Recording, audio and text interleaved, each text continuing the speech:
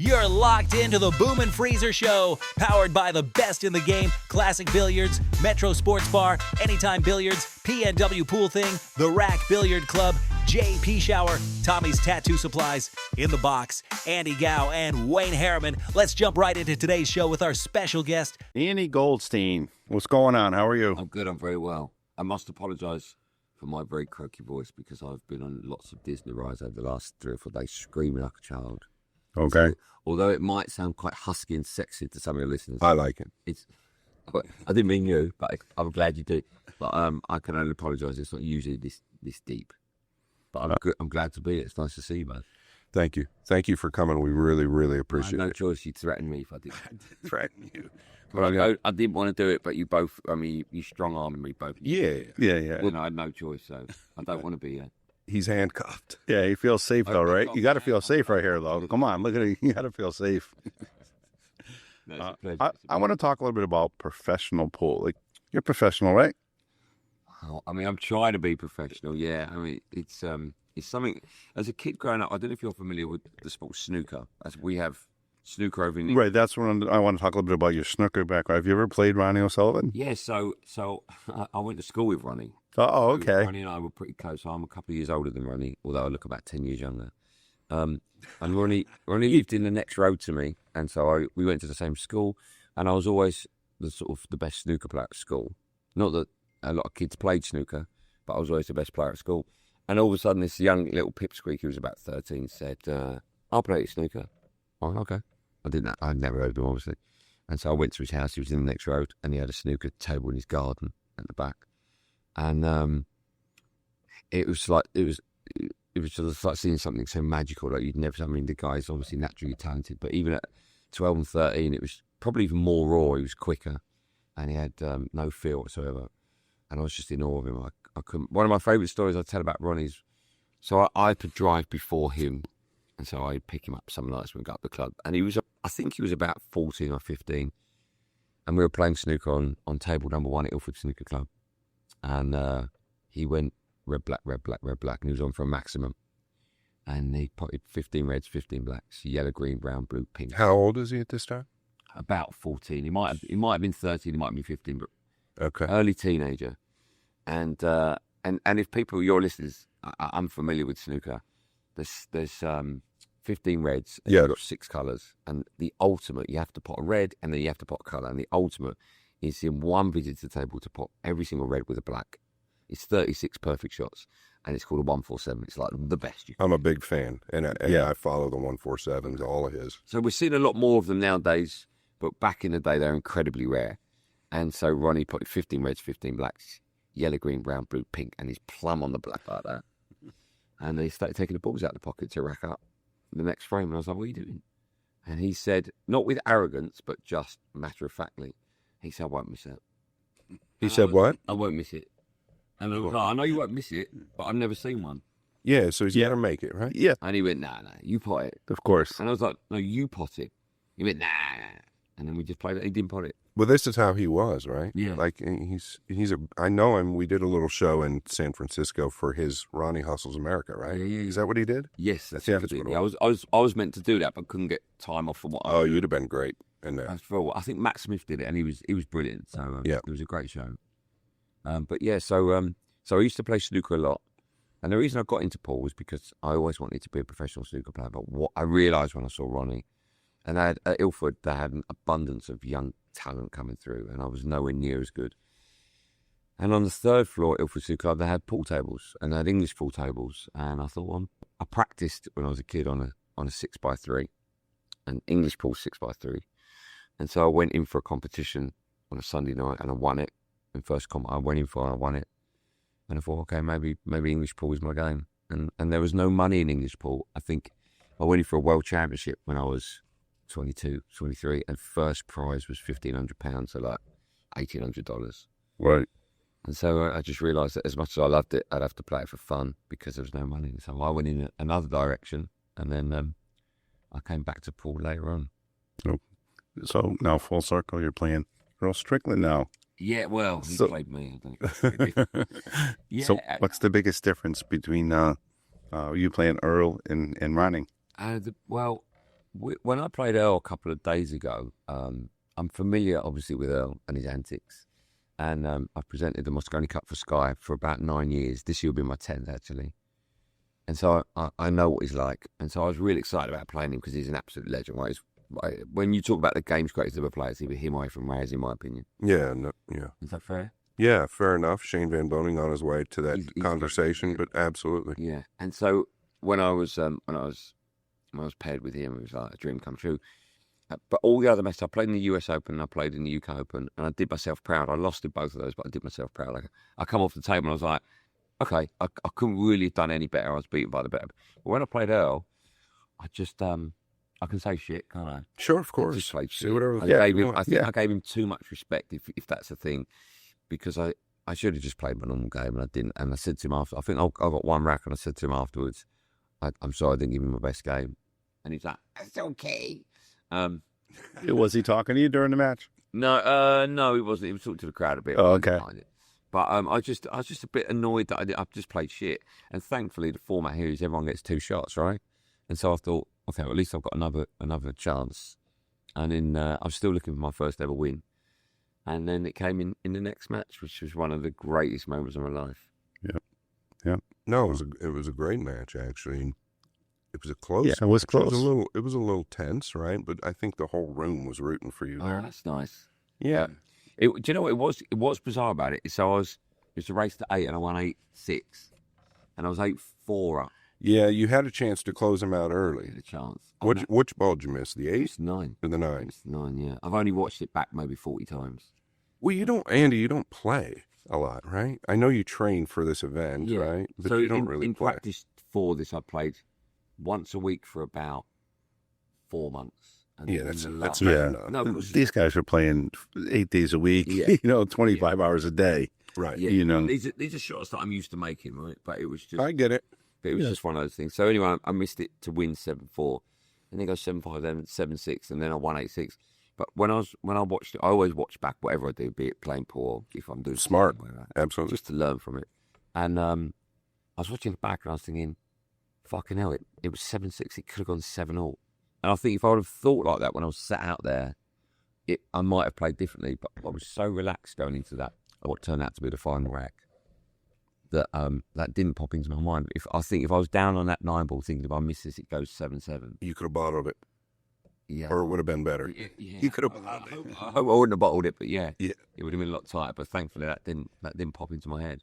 Wow. And now let's talk a little bit about your broadcast and what got you into broadcasting sports, especially pool. I know you do a ton of soccer.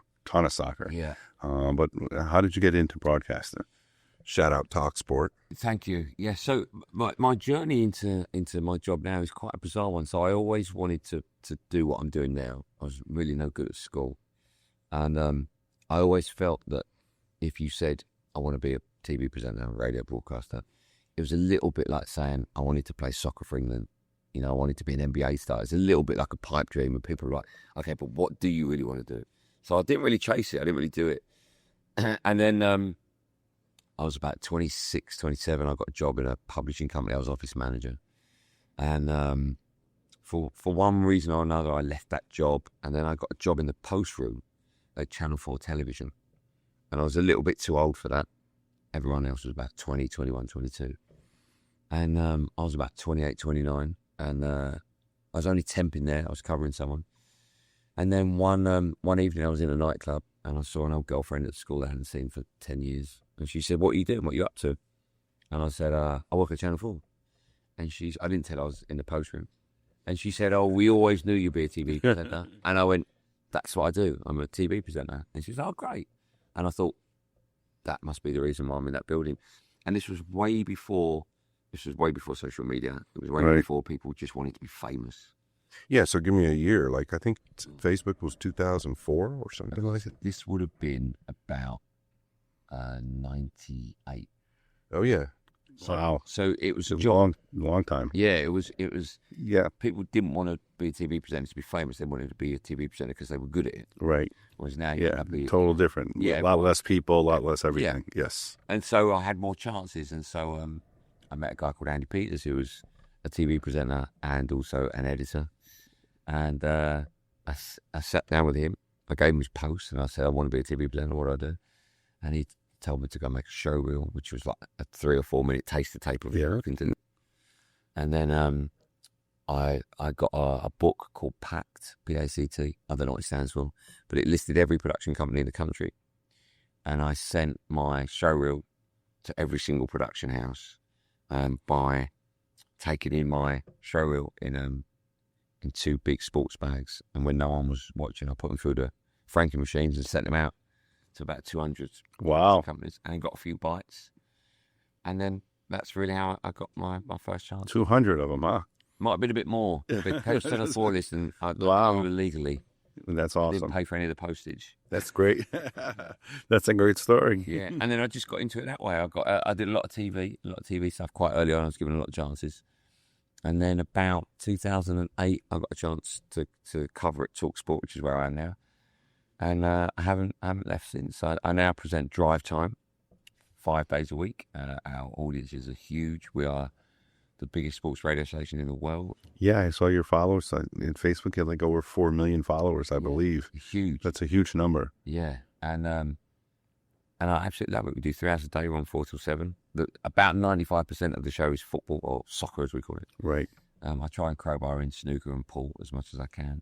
Is it true that, like, on the way home from work, most people are listening to you in their cars, right? Yeah, so it's called Drive Time. I don't know if it's called that over in America, but it's called Drive Time because we're driving home. They don't have something similar here that's connected to your show, though, right? It's not the same broadcast. You can get it here. You can get it here. Because it's digital. You can get it on Yeah, sure. Like on YouTube or Spotify? We're live on YouTube. Okay. Our studios redone.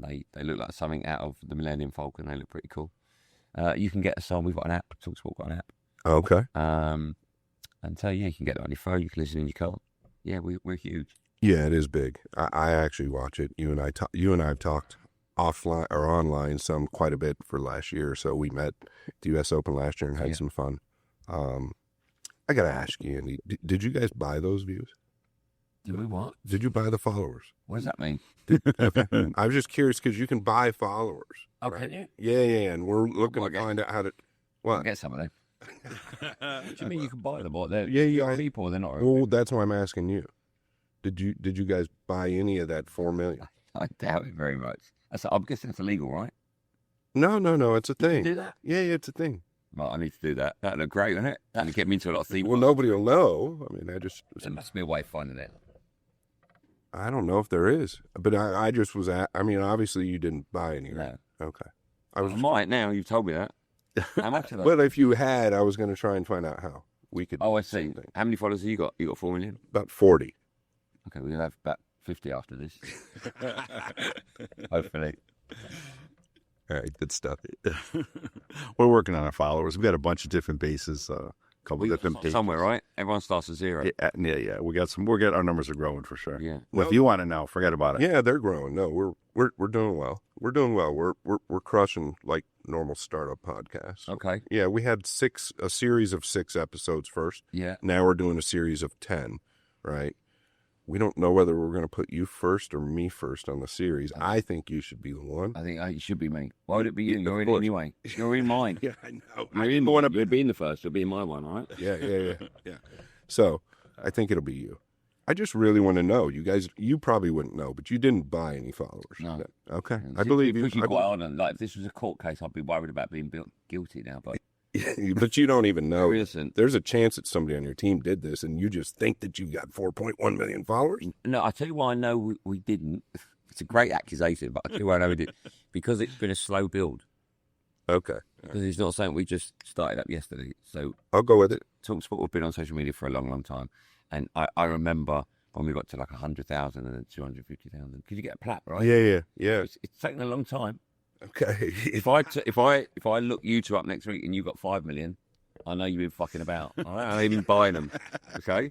Yeah. Yeah, it's all good. That's funny stuff. All right. What do you want to talk about? Well, What do you want to talk about? no, I mean, I know. Have you won anything playing pool? Yes, I won the Barking District Championships. When was this? I don't like your smile. Like, do you think I bought that as well? Dude, you just make me laugh. No, I did. I genuinely bought that. Sorry, I genuinely won that. Fucking hell. I genuinely won that when I was, oh my God, 23. How many contestants? There was like the whole district, so there would have been 128 players. Okay. Oh wow, that's a big field. Yeah. So I won that. I won Super League, which is a team event. I won that when I was about 22, 23. Great big trophy. And then I won about maybe 50 or 60 local tournaments where I believe turn up on that. a Sunday night and there's like 16 players. I truly believe that because last year at the U.S. Open we were talking. Carl Boys, shout out Carl. He threw a little teaser out there, right? We were talking about you possibly playing Joe Rogan, Yes. right? Yeah. I think it's a good match. Now I don't know. He's your mate, Joe Rogan, right? Huh? He's your mate? He's a friend of mine. Yeah. Okay. Yeah. He's been a friend of mine a long time. Yeah. He's a good guy. Now listen, he loves to play, and I think if you're both practicing, he's going to beat you. Do you? I do. I don't think you do believe that. I think you're just saying that because you know him. I No, don't think you no. If you're practicing, I think he'll beat you. If I'm practicing... If you're both just messing around practicing with each Yeah. other, right? Oh, if it don't mean anything. Yeah. Yeah, but if it's under like the tournament nights like that. Yeah, I think it's a different story. I'm not sure what happens there, but I would probably tilt the hat to you. Okay. I would. I think it needs to happen. So we're talking a race to 15. Scott doing the commentary. Yeah. A bunch of people watching. Who's going to win that match? I just want to see him play. Who's going to win that match? Just say, because I know he'll listen to this. He'll do well to come second in that match. Yeah, I know. Right? And how many contestants? 2 contestants, right? Yeah. He'll do well to come second. Yeah, well, I mean, yeah. We need to see it. There's a lot of Paul we can watch of me online, right, to understand. Yeah, and he's not daft, right? No. Is that what you I know? He's used not to- daft. I'm sure he's been watching. I'm this sure. week. Yeah, I of used to course. I used to present the European English pool for Sky. You know Okay. Darren Appleton? One of my best friends, when he first came over to the States, he came to me to learn a different game that we gamble at. So Darren used to play English 8-ball. Yep. Well, and great. I was presenting it. Yeah, great. And it wasn't live. And I was presenting another big show at the time on Sky called Soccer AM. And I was presenting it thinking, I could beat him. And so I said to the producer one day, I said, do a lot of people watch this? And the producer went, not really, it's tough. And I went, how about whoever wins it, keep the winner there, keep the audience there, keep the ref there, the commentary team. I'll play in one frame, I'll borrow a cue, whatever, I'll play in one frame. And then we'll use that frame on my other shows, Soccer AM, to promote the pool. Sure. So I can say on my show, where it had lots of people watching, don't forget, next Sunday on Sky Sports 2, have a look at this. This is me mucking about afterwards. And he was like, it's a great idea. Yeah. But all I'm thinking is I just want to play him. So anyway, Darren Appleton won it, right? And you can watch this frame. It's on YouTube, okay? I don't know if you're going to edit that bit into... That's actually a good idea. We'll probably throw that clip in. Yeah, that's not. It didn't take long, I'm sure. So you got all the credit, and the guy's... Did it take long, Scott? He's just won it, right? Yeah. And so I've got someone else's waistcoat on. I borrowed someone's cue. And the referee flips the coin like that. And I said, heads, and it's heads. And I shook Darren's hand. And I said, sit down, mate, you won't get a shot. And he laughed. And I smashed the balls open and cleared up. You did? And it cleared up. One game. Yeah, one game. One game. I One put- game of English 8-ball. Yeah. Is that fair? Yeah, and the last, it is if you win it. The last, I think red or yellow, I can't remember what I was on. I think it was reds. But the last ball I potted to get on the black was, I can swear by that. Of course. Fucking unbelievable. It was unbelievable. Oh, we've got to clip this in. Yeah, you clip it in. What is it like? Ancient footage? Is it going to be hard to find? I'll Send it to me. Yeah. Send us the link, and we'll link it right into the show. My wife was there because it was in. I think it was in Derby. And my wife was that weekend was seeing. Were you guys married at the time? It's probably why she married you. No, Most likely. there's other reasons. One reason. Hair, comedy, a couple of others I can't mention. But she was in Derby, and she came over to see me that afternoon. So she was on set when I beat him, and I came off the set with a massive smile on my face, and I went, "How fucking amazing is that?" And she went, And I was like, "What do you mean?" And she just said, "How would you feel if you just become European champion and the presenter beat you?"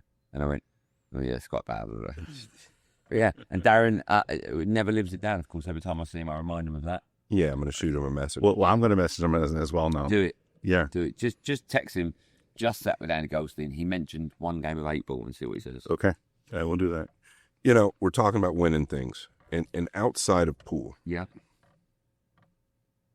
what's the biggest thing you've ever won?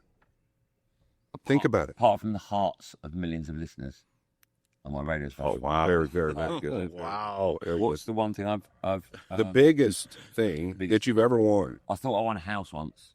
A house. I thought I won a You house. thought. Yeah. Talk to us about it. I've got this horrific memory. Horrific. Yeah.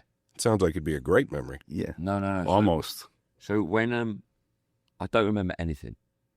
Right, I don't remember anything, and it's not something that's getting worse. It's not something where people should worry, because I've either got too much stuck in there already, so there's no room, or I'm just lazy. I can't be bothered to remember stuff. So I can walk into a room, someone can go, right. So I'm not joking. I can't remember your name. Okay. Right? Yeah, So it's good. This It's is good. not I me love it. being rude. That's okay. This is because I don't even know if when we shook hands, you told me your name. Did you tell I me? did. I think I did. What was your name? Bobby. Right, Bob. At the end, Bobby Boom. Right.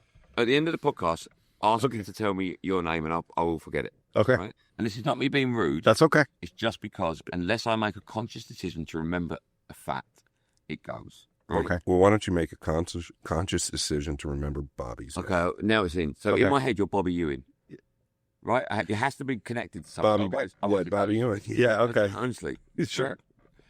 So tell us about the house. I won't forget Brian's name either. So I thought it was Jeremy. So don't confuse me. So anyway, with that in mind, I'm doing a TV show called Win Your Own Home. Okay. And I recorded 3 shows a day for 5 days a week for 2 weeks. And so every show is me starting off saying, hello, welcome to Win Your Own Home. And then we're going into an ad break. That's it for part 1 of Win Your Own Home. We come back from the ad break. Welcome back to part 2 of Win Your Own. And we finish the show. That's it. That's all we've got time for, Win Your Own Home. So I did 3 of them a day, 5 days a week for 2 weeks. At the end of the last record, someone that worked on the show said, I'll call you over the weekend and we will arrange for you to come in and do voiceover work. I'm like, okay. So Sunday morning, I wake up and I turn my phone on and I've got an answer phone message. And the voice says, hi, Andy, it's Claire from Win Your Own Home. Can you give me a call? And I'm there with the phone like that. And I go like, why? And my wife goes, what's the matter? And I go, I think I've won a house. And she's like, what? And I went, I think I won a house. And she went, where? What? And I went, oh, no, fuck. Sorry, I've just been working on that, sorry. That's how bad it is. So you thought you won a house. You forgot. But you truly thought you For were. a split second. I took my car for an MOT. Do you have MOTs in America? What is that? Where every year you have to take it for a leak service. Yeah. Call it. Yeah, DMVs, you have to go to the DMV or the emissions. Yeah, every centers. couple years or 4 or 5 For years. that, right? Yeah. And I drove my car to get it done. And I thought I like running, so I thought I'd jog back. And as I ran back to my house, my car's not in my driveway because obviously I've just dropped it off and I thought my car had been nicked. Seriously. I'm fucking awful. Now I get But like he, you here's, and Ronnie got along. here's a good thing about my memory. When I go to sleep at night, when I put my head on the pillow, I'm awake, I'm asleep because nothing stays in. I don't worry about anything. I don't remember. Hey, okay, that's not bad. Yeah. It's amazing. That's not bad. Yeah.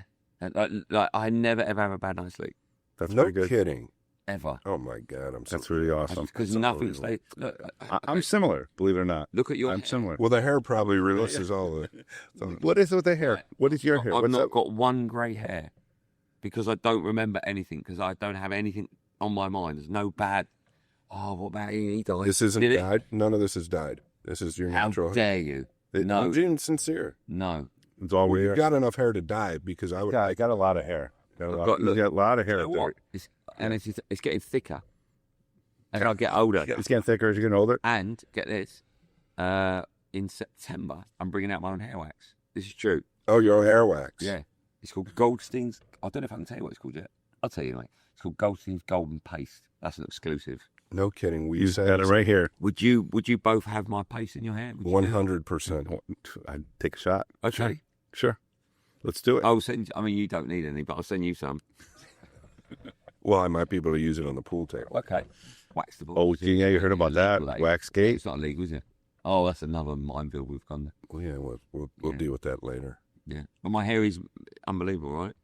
Your hair, I gotta tell you. So I'm doing some research for the show. I don't and really care for it. everything was Andy hair, Andy hair, Andy hair. Everything in the interview. I'm like, Man. what are we gonna talk about? His hair.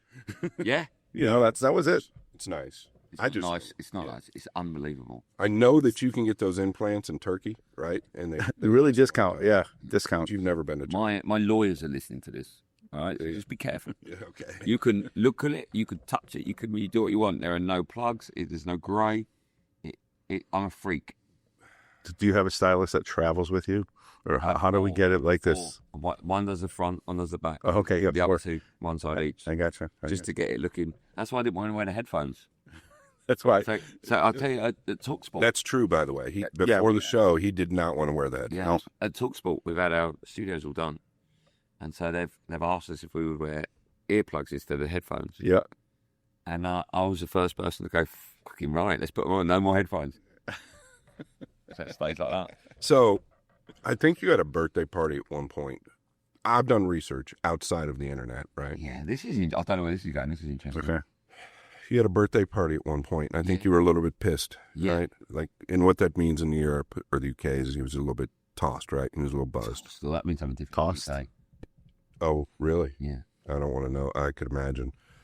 But you were in a posh cigar place or a posh bar that sold really high-end cigars. You know, the Ivy? No. Very exclusive club. Yeah. You probably wouldn't get in. Do you know where I'm going with this? I think I know. I mean, the fact you've told me it was my birthday and I got pissed. Yeah. And don't have too many. They sell like some high-end cigars there, right? And they gave you related. a cigar, right? They gave you a cigar. Yeah. And you were pissed. Oh, yeah, no, that wasn't my birthday. It was someone else's birthday. Okay, yeah. You were at a birthday party? I was at a birthday party, yeah. And it was at a club. What happened? I love cigars. Did you get frustrated? No, I was so drunk. I went up to the dad down the bar and I went, have you got a cigar? You got a humidor? And he was like, yeah, we got a humidor. And I know my cigars, right? Yeah, I'm sure. And I said, what have you got? So he opened the humidor and he gave me a cigar. And I looked at it and I went, fucking hell, the temperature's all wrong on that, mate. These are terrible. These are like so hard. And he was like, that's fine. I went, mate, it's not. I've got a humidor. I'm not talking about. And I said, have you got any more? And he was like, yeah. So he took it back. Gave me another one. And I went, mate, they're all fucked. What is your humidity? What is it? And he was like, what? And I went, it should be 28. What is it? And he's looking at me like, I'm nuts. I'm like, if it's not 28, these are all dried up. And I went, have you got any? And he was like, looking at me like, what are you talking about, you dickhead? And I went, have you got any? I wasn't being rude. I was like, have you got any more? So he gave me another one. And as he gave me the third one, I realised that the cigar was in the metal tube. They were Oh, it was in the tube. Yeah. You were smoking the tubes? I hadn't taken it out of the tube. I was banging the tube on the table. So then I thought, fucking hell, I've got to play it really cool. So then, when he gave me the third, I thought, fuck, this is a tube. So then I rattled it, and I went, I think that one might be okay. Unscrewed it, took it out, and I went, yeah, that's fine. And then put it back. So in my mind, I'm thinking I've got away with that. In his mind, he's thinking, what a fucking dickhead. I love it. Yeah. So how many children do you have? That's a bit personal. How have you gone from cigar smoking? I just want to know, because how many children do I know that I've got? We're going to see his memory. Memory. We're going to see his memory is now. I've got 2 children. Yeah, and you came here. We're in the world of Disney World, right? Yeah. We're in Orlando. Yeah. Got Mickey on the shirt. Yeah. What do you think of it? Yeah, very nice. We're in Rome, right? Yeah, beautiful. Mickey Mouse. He's quite famous around here, apparently. I think it's perfect for the setting. Can I ask you a question about Disney? Yeah, go ahead. We've got Goofy and Pluto, right? Yes. Was it Pluto or Bluto? Pluto. Which one's a dog? They're both dogs? Goofy's a dog, for sure. That's a big debate in the United States. Like, that's a big debate. What is your view on it? Well, I'm not. My wife is a freaking Disney nut. She's got every Disney then bag. text her and let's find out. Someone said to me yesterday, he's a goat. And I'm like, it's a goat. Yeah, and a goat. Well, Goofy's definitely a dog, but Pluto, who knows? And one talks, right? And the other one doesn't talk. Yeah, one talks and then one stands up and wears clothes. The other one doesn't. Pluto is the one that's a dog. Yes, Pluto is the one Pluto's the one that's a dog. Yeah, Goofy's the one that is debatable. Yeah, he wears the clothes and he talks and you're a Disney fan. A little bit, not really, not big, but I mean, I like debates, and this was the debate we got into. I just wonder if like Goofy sometimes looks at Pluto when everyone's gone to sleep and says, I know, mate, there's nothing I can do about it. I'm going to say Goofy's no dog. That's my vote. Goofy's not a dog. Goofy's not a dog. Pluto's the one that you're Who's saying is supposed to be the dog? Which one's Pluto's the dog. Pluto's the one with no clothes, right? Yeah, who knows? I'm saying Disney World's confused. Even he's nodding. I don't even know what his name is. What's That's your name? Teddy, but you'll forget about it. So just I remember Bobby. Just not even worry about it. Yeah. But anyway, so I was going somewhere.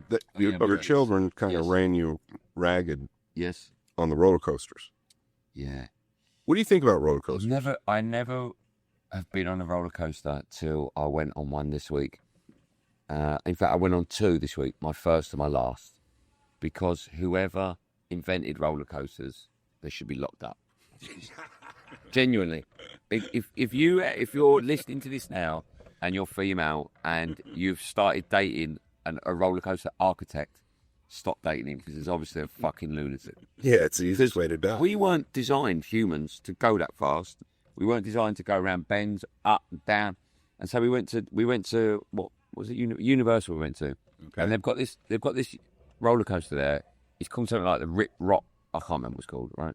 And when we were going on it, the tour guide went, "Yeah, this is the last week of this. They're closing it down," and that should have been. It should have been a warning. It should have been a warning. Well, why are they closing this one down then? Yeah. And he went, "Yes, old school."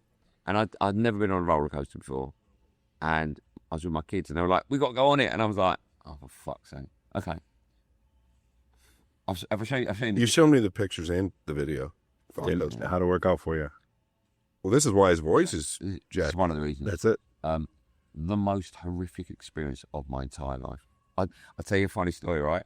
This is so sad that I'm saying it, but I hate anything that scares me, right? Yeah, of course. That I've got no control over.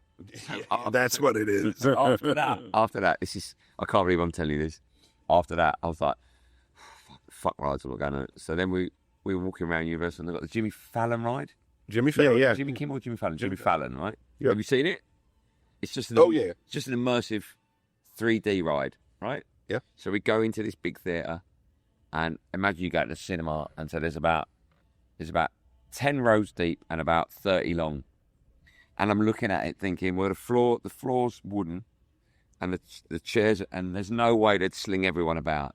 This ain't a roller coaster, right? And it was in the theatre, so it wasn't a roller coaster. But I'm just double checking because I was like, you don't want to be tricked. I was damaged, right? Yeah. Once that first roller coaster, you're all done. And so they put the 3D glass in. I'm thinking, oh, it's 3D, right? And up goes the screen. Jimmy Kimmel comes out and he's floating in front of me. I'm like, this is amazing.